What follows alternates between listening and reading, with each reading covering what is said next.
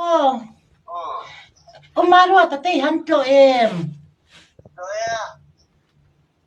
Mo, Oh, kaya. au siya ti damem. Oh, dami.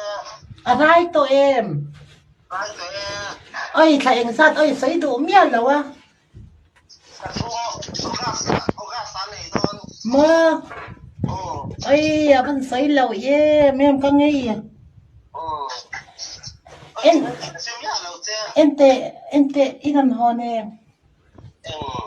Til, Ay, hon na. natinge. Ôi, có hòn, chẳng lắm còn có hòn gái đâu. Oy, pakata sa ron hong karinga.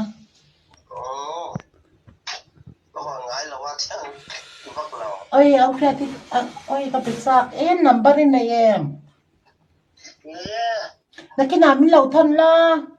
ôi, nghe, Mo, nghe gì? baby, Mà, baby. từ baby. Sang ni fanyo. Thì nó mình sẽ xóa này không? Ore mai di lau mi. Nghe,